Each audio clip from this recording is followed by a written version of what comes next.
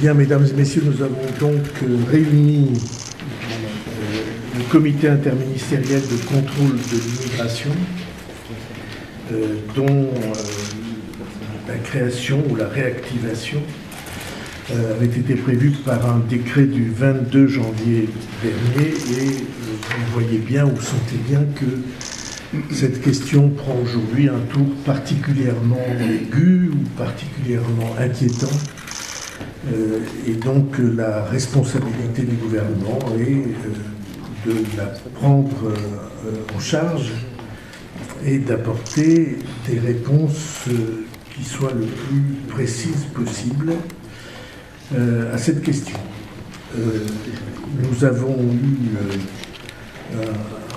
en 2024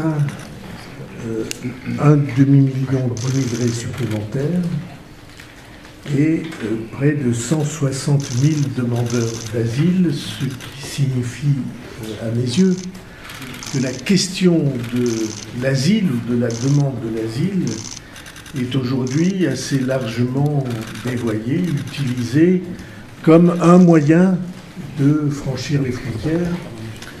Et nous avons de ce point de vue-là toute une réflexion à conduire sur ce que l'asile doit représenter. La France est un pays dont la tradition est l'asile, à condition que cette démarche de demande d'asile ne soit pas dévoyée de ses véritables finalités que nous connaissons.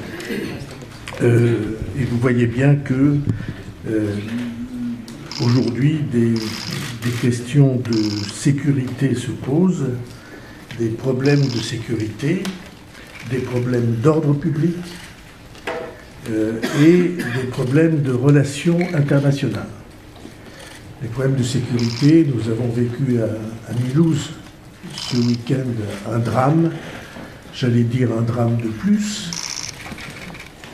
parce que des personnes qui sont dans une situation de très grande crise psychique, qui auraient dû être rapatriés dans leur pays, ne l'ont pas été. J'y reviendrai dans le dernier chapitre de cette question. Et puis des questions d'ordre public, parce que un peuple a le droit d'exiger que sa loi soit respectée. Et comme vous savez, ça n'est pas le cas. Notamment parce que les obligations de quitter le territoire français, qui sont prononcées en nombre, ne sont pas acceptées dans un certain nombre de pays, ce qui est une question pour la collectivité nationale. Et c'est particulièrement le cas dans des territoires français, par exemple à Mayotte, dont nous n'oublions pas la sensibilité particulière, le sentiment de la population mahoraise qu'elle a du mal à être défendue. Je ferai dans une seconde le point sur la situation à Mayotte. Le gouvernement est absolument déterminé à faire que le contrôle de l'immigration légale soit adapté à notre capacité d'accueil, et notamment pour permettre l'intégration par le travail. Le travail, la langue et l'acceptation de nos principes, voilà les trois éléments qui permettent que l'intégration ait lieu pour ceux qui sont sur notre sol légalement. Et le renforcement de la lutte contre l'immigration illégale a fait que nous allons mettre en place une organisation particulière. Et notamment, la première de ces décisions, c'est que le recours à la force frontière, qui a été créée par le gouvernement d'Elisabeth Borne et à titre expérimental a été déployé notamment à la frontière de l'Italie, cette force sera généralisée à l'ensemble des frontières de l'Hexagone. Elle regroupe la police, la gendarmerie, les douanes, et elle permet de faire appel à des réservistes et à la force sentinelle lorsqu'il le faut pour que nos frontières soient mieux surveillées. Pour ce qui est de Mayotte, nous avons redéployé des radars qui ont remplacé les 4 radars qui permettaient de faire du repérage des embarcations en mer et qui ont été détruits par le cyclone Chido, ou en tout cas rendu très grande plongée dans une panne par le cyclone Chido. Nous avons remplacé ces 4 radars par 5 radars de dépannage, si j'ose dire, dont les performances ne sont pas aussi puissantes que celles des radars précédents. Et nous aurons, d'ici au mois de juin, des radars nouveaux et en même temps une surveillance par satellite de manière que on puisse repérer les embarcations dont les trafiquants se servent pour l'immigration illégale. De la même manière, nous avons à Mayotte vérifié que les conditions d'obtention, notamment au moment de la rentrée scolaire, Madame la ministre d'État, ont permis de répondre aux attentes de la population qui sont très grandes. La population mahoraise est profondément inquiète de la manière dont on a des difficultés. En particulier, nous avons amélioré déjà de 25% le nombre de reconduites de retour dans leur territoire d'origine des Comoriens en particulier, pas seulement, mais les Comoriens en particulier, qui sont les principales, ces populations sont les principales sources d'immigration illégale à Mayotte. Ensuite, il y a une action qui a été déclenchée au plan européen et diplomatique. Comme vous savez, nous avons adopté un texte sur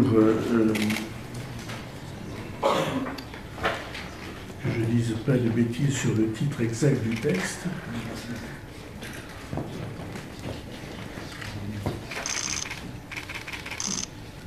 Je suis là dans une seconde.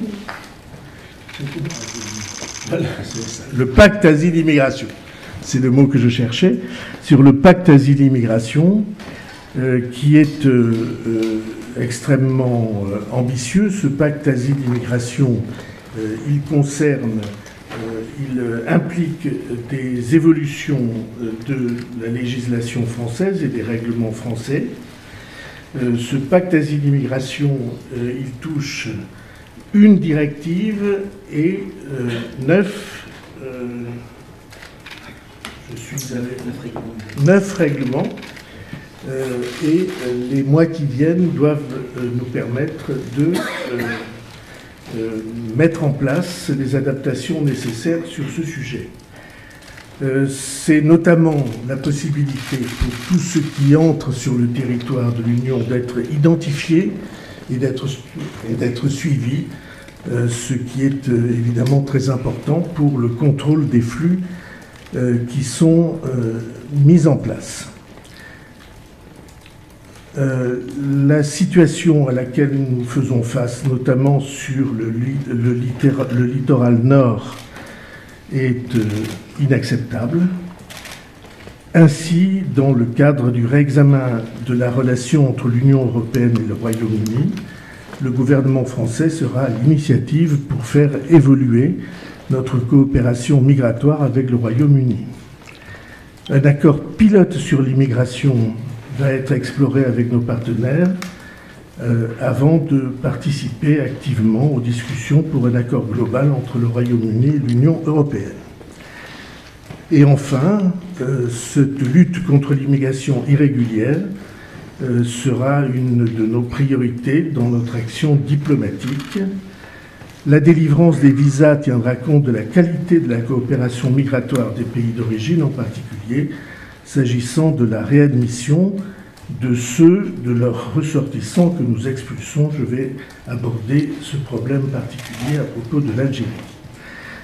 J'ai par ailleurs demandé un audit interministériel de notre politique de délivrance des visas. J'ai signé hier soir une lettre de mission qui demande aux 3 inspections générales, l'inspection générale de la police, l'inspection générale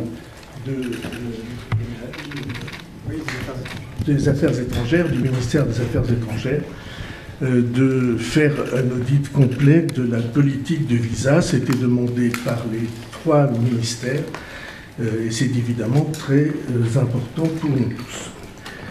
Je voudrais enfin aborder la question de l'Algérie.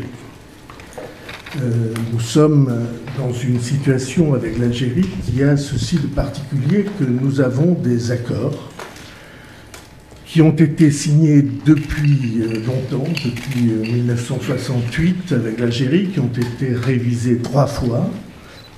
Et ces accords, nous devons bien constater qu'ils ne sont pas respectés. Or, entre 2 pays souverains, je croyais qu'il y avait un verre d'eau, mais il n'y en a pas. Entre 2 pays souverains,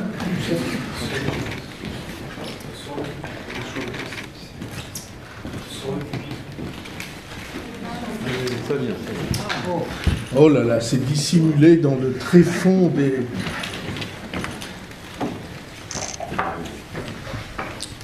Entre 2 pays souverains, des accords aussi importants ne peuvent pas être ignorés dans leur exécution par aucun des 2 pays.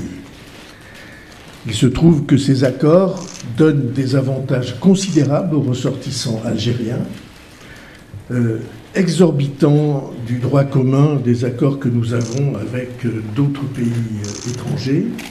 Et c'est tout à fait justifié par l'histoire. Il se trouve qu'il y a eu entre l'Algérie et la France une intimité dans le temps, une intimité historique et une proximité géographique dont on comprend qu'elle ait joué ce rôle-là, ou qu'elle ait porté notre pays à avoir ces accords tout à fait remarquables de ce point de vue-là. Il se trouve que depuis plusieurs années, ces accords ne sont pas respectés sur un des points fondamentaux qui est la réadmission des citoyens algériens qui bénéficient ou qui ont des papiers d'identité vérifiés sur leur sol. Et comme vous savez, hélas, le drame de Mulhouse a été rendu possible parce que 14 fois, ce ressortissant algérien a été présenté à la réadmission et 14 fois, il a été refusé. Ça a conduit au drame que nous savons et à la mort de personnes qui étaient sur notre sol et qui faisaient confiance à la sécurité de la France. Pour nous, il est absolument inacceptable que cette situation perdure. Ce qui signifie que la France va demander au gouvernement algérien que soit réexaminée la totalité des accords et la manière dont ces accords sont exécutés. Nous allons faire cette démarche en donnant 1 mois, 6 semaines, pour que nous puissions les réexaminer. Et pendant ce temps, va être présentée au gouvernement algérien une liste, j'allais dire, d'urgence de personnes qui doivent pouvoir retourner dans leur pays et que nous considérons comme particulièrement sensibles de ce point de vue-là. Nous pensons, nous voulons qu'on trouve des voies pour que, enfin, les accords soient respectés et que la réadmission puisse être possible. Si ça n'était pas le cas, le gouvernement français considérerait que les avantages particuliers qui sont consentis au terme de ces accords devront être remis en cause. Et au bout du chemin, ce sont ces accords qui seront remis en cause. Le gouvernement français n'est pas à la source de la situation qui a été créée. Les autorités françaises ne sont pas la cause de la situation qui a été créée. Cette situation, elle s'est créée parce que les autorités algériennes, que je ne confonds pas avec le peuple algérien et que je ne confonds pas avec nos concitoyens qui sont d'origine algérienne. Je sais très bien que les peuples et les administrations, ce n'est pas la même chose. Mais nous ne pouvons pas accepter que la situation perdure de ce point de vue-là. Je le dis sans volonté de faire de l'escalade. Je le dis sans volonté de faire de la surenchère. Simplement, il est de la responsabilité du gouvernement français de dire que les refus de réadmission sont une atteinte directe aux accords que nous avons avec les autorités algériennes et que nous ne l'accepterons pas. Et donc vous voyez à quel point la situation est pour nous grave, préoccupante, et à quel point ce qui nous intéresse, ça n'est pas une crise avec les autorités algériennes, c'est le retour à la situation à laquelle s'étaient engagés et le gouvernement français et le gouvernement algérien. Ces accords, je l'ai dit, qui ont été signés en 1968, ont été à plusieurs reprises vérifiés, corrigés, améliorés, notamment sur cette question des réadmissions. Notamment en 1994 en particulier, et puis ensuite en 2007 et 2013. En tout cas, la responsabilité du gouvernement français est précisément de ne pas accepter que perdure la situation qui a conduit au drame de Mulhouse et qui avait connu d'autres échéances avant. Permettez-moi de rappeler que Boualem Sansal est aussi une des victimes de cette absence de respect des accords que nous avons et que, naturellement, le gouvernement français est extrêmement sensible à la situation qui a été créée pour ce grand écrivain qui est désormais de nationalité française autant que de nationalité algérienne, qui a 80 ans, qui a été récemment l'objet de pression pour changer son avocat, pour des raisons qui tiennent à l'origine de cet avocat, ce qui, dans la totalité des droits de l'homme, sont absolument inacceptables. Et cette situation que nous n'avons pas voulu, elle doit cependant ne pas être acceptée plus longtemps. C'était une partie de ce comité interministériel que nous avons tenu et qui est, elle aussi, particulièrement importante. Il se trouve que les liens que nous avons avec le peuple algérien sont pour nous des liens que nous considérons comme sensibles et précieux, à la condition que les administrations et les États qui représentent ces peuples respectent les engagements qui ont été pris. Voilà rapidement les conclusions sur lesquelles les ministres pourront s'exprimer s'ils le souhaitent, auxquelles nous sommes arrivés. Bonjour, Thibaut Petit pour TF1. Je ne vous vois pas, je ne sais pas où vous êtes. Justice. Pardon. Une question très concrète, vous vouliez apporter des réponses précises, notamment sur l'Algérie. Quels sont les leviers que vous avez en votre possession, les moyens de pression sur l'Algérie? Vous avez notamment parlé des visas en fonction des réadmissions. Est-ce que ça veut dire qu'on suspend totalement ces visas ou est-ce que vous mettez en place des quotas? Est-ce que vous avez aussi d'autres leviers, notamment je pense aux droits de douane ou encore au gel des avoirs? Est-ce que vous avez d'autres moyens de pression sur l'Algérie comme cela? Alors il y a un levier, si j'ose dire, un levier très simple, c'est que nous avons avec l'Algérie des accords qui sont des accords d'avantages préférentiels pour les ressortissants algériens. Ces accords préférentiels ils touchent à des domaines aussi importants que lorsqu'il y a des mariages, la vie commune, que la résidence d'un certain nombre de ressortissants français qui reçoivent des avantages sociaux en Algérie. Tout cela, ce sont des accords de 1968. Ce sont des accords, je l'ai dit, qui n'ont pas d'équivalent entre la France et d'autres pays. Ces accords-là, ils engagent les deux gouvernements et les deux administrations. Si ces accords ne sont pas respectés, et pour l'instant ils ne le sont pas, ils doivent entraîner une remise en cause fondamentale, et c'est cette remise en cause-là que nous conduirons dès l'instant que nous vérifierions que les accords ne sont pas respectés durablement. Vous voyez bien, nous savons très bien ce que sont les gouvernements. Et nous savons très bien que les gouvernements ont naturellement à la fois le souci de leur opinion publique et le souci de leur image. Mais la situation qui a été créée est devenue inacceptable. C'est pourquoi j'ai ouvert cette période de 4 à 6 semaines où nous allons vérifier si les accords sont toujours, si les deux gouvernements sont toujours décidés à respecter ces accords dans l'avenir. S'ils ne le sont pas, ces accords seront remis en cause.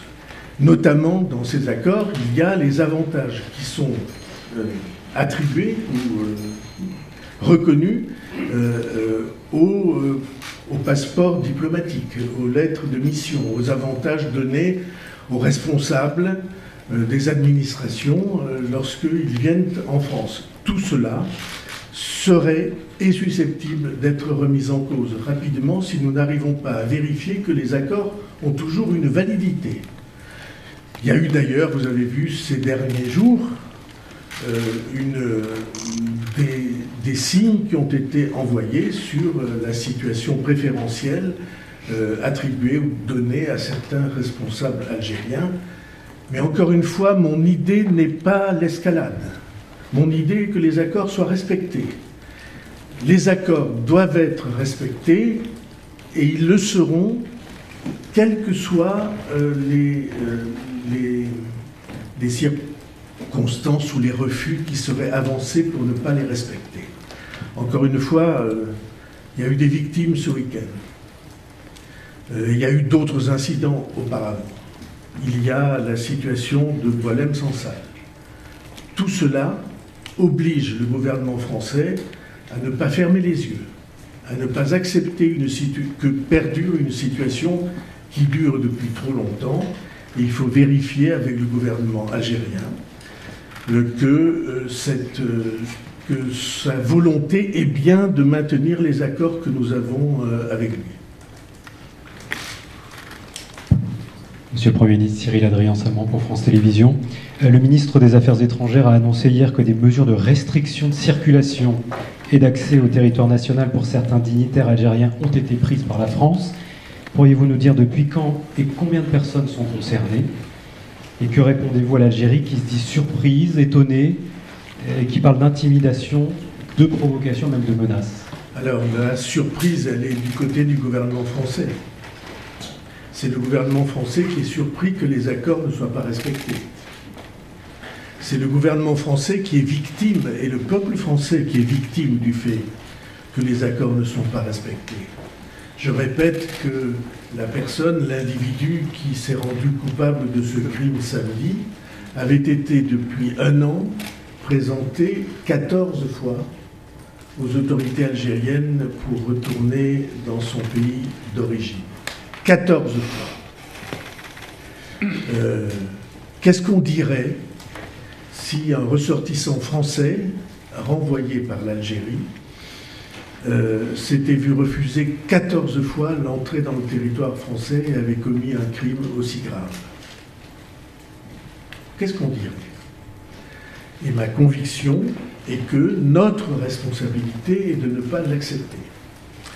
Comme vous voyez, des signaux ont été envoyés, c'est le sens de la question que vous posez, qui sont des signaux destinés à convaincre les autorités algériennes que l'émotion de la France et le sentiment de trahison des accords est très grand et que notre attitude ne sera pas une attitude d'abstention devant la dérive que nous constatons tous les jours. Et c'est exactement le sens de ces signaux qui ont été envoyés et dont le ministre des Affaires étrangères a parlé récemment. Combien de personnes concernées? Quelques centaines. Bonjour Audrey Tison, France Info, la radio. Vous parlez donc de remise en cause, peut-être à terme, de l'accord de 68. Est-ce que vous voulez parler de dénoncer cet accord, de le supprimer? Et autre petite question, l'État algérien dénonçait ce matin une provocation après avoir appris les restrictions sur la circulation de certains dignitaires. Est-ce que vous n'avez pas peur d'entrer dans une escalade avec l'Algérie, d'entraîner peut-être des mesures de rétorsion? Si vous m'avez bien écouté, j'ai explicitement dit que notre idée n'était pas du tout d'escalade. Mais notre idée est que personne n'ignore la volonté du gouvernement français de ne pas accepter que perdure une situation aussi dommageable pour les relations entre l'Algérie et la France et pour la société française. Les victimes que nous avons connues à Mulhouse ce week-end, elles sont les victimes directes du refus d'application de ces accords. Le gouvernement français ne peut pas l'ignorer. Et c'est la raison pour laquelle j'ai dit que nous avions l'intention de remettre sur le métier ces accords pour vérifier que les deux gouvernements sont toujours dans la même volonté qui avait été codifiée par les accords de 1968, revus plusieurs fois jusqu'en 1994, 2007 et 2013. Simplement, il faut qu'on n'ignore pas les difficultés dans lesquelles désormais nous nous sommes trouvés. Est-ce que les dénoncer complètement, les supprimer? J'ai dit, je veux reprendre ce que j'ai dit. Nous allons vérifier cette volonté. Nous allons demander au gouvernement algérien la réadmission d'un certain nombre de personnes jusqu'à maintenant qui n'ont pas été admises à ce retour. Et ensuite, s'il n'y avait pas de réponse, au bout du chemin, il n'y a pas de doute que c'est la dénonciation des accords qui serait la seule issue possible. Ça n'est pas celle que nous souhaitons. Ce que nous souhaitons, c'est qu'entre deux pays souverains, deux gouvernements responsables, les accords soient respectés et que le droit de chaque peuple et de chaque société, de chaque pays, à chasser, à expulser des éléments qui sont en situation illégale et dangereux, de surcroît dangereux, comme on l'a vu à Mulhouse, que ce droit soit pris en compte dans l'exécution des accords que nous avons signés. La France respecte les accords. Elle donne des avantages considérables aux ressortissants algériens, notamment à ceux qui ont une situation particulière. Cette situation ne peut pas durer si les accords ne sont pas respectés. Au bout du chemin, je souhaite qu'on en revienne au respect des accords. Mais au bout du chemin, il n'y aura pas d'autre solution pour un gouvernement responsable que de dire que les accords n'étant pas respectés, ils n'ont plus lieu d'être. Ce n'est pas ce que nous souhaitons. Ce que nous souhaitons, c'est que, comme avec tous les gouvernements, des accords, lorsqu'ils sont signés, soient respectés. Mais il ne peut pas être possible de préserver la situation préférentielle d'un certain nombre de personnes visées par ces accords s'ils ne sont pas respectés sur le point le plus sensible, qui est le retour des ressortissants frappés d'obligation à quitter le territoire français, notamment quand ils sont avec des papiers d'identité prévus dans les accords initiaux. Oui. Marie-Bénédicte Allaire de RTL. Monsieur le Premier ministre, vous faites état d'une période de 4 à 6 semaines pour évaluer la volonté du gouvernement algérien de continuer à rester dans ces accords. De quelle façon vous allez évaluer cette volonté? Est-ce que c'est des discussions informelles? Est-ce que c'est des discussions politiques? Est-ce que c'est au niveau des ambassadeurs? Enfin, de quelle façon vous pensez mener J'espère que les discussions... Alors, je parle devant le ministre des Affaires étrangères, la tradition diplomatique n'est pas d'étaler sur la place publique les contacts qui existent entre gouvernements. Mais j'ai donné un exemple. Il existe un certain nombre de situations individuelles de ressortissants frappés d'obligation de quitter le territoire français et qui n'ont pas été acceptés au retour. Nous allons regarder les conditions précises qui permettront de vérifier si oui ou non il y a une volonté de respecter les accords. Anne-Marie de l'AFP, c'est pour vous demander juste combien de personnes seront sur cette liste que vous allez demander à l'Algérie de ressortissants qui doivent reprendre. Combien? Je n'ai pas l'intention de rendre publique une liste de cet ordre. Mais c'est une liste substantielle. Bonsoir, Hugo Capelli pour BFM TV. Une question par rapport à Boualem Sansal qui est toujours incarcéré en Algérie. Qu'est-ce qui est envisagé pour obtenir rapidement des gestes des autorités algériennes? Est-ce qu'il pourrait du coup être libéré dans les prochaines semaines? Est-ce qu'on a des nouvelles de son état de santé? Nous n'avons pas les nouvelles de sa santé que nous souhaitons. Nous sommes dans une grande inquiétude à propos de sa santé. Et je le disais, nous sommes une grande inquiétude en fonction des pressions qui sont faites sur lui, notamment qui mettent en cause ses avocats. Et donc, vous voyez bien que prononcer le nom de Boualem Sansal dans cette conférence de presse, c'est évidemment une manière de dire l'importance que la France accorde à sa personnalité et au respect qui devrait lui être dû. Nous pensons qu'il est dans un état de santé inquiétant et nous voulons que tous les droits qui sont les siens soient respectés, et notamment le droit à choisir ses avocats. Merci beaucoup.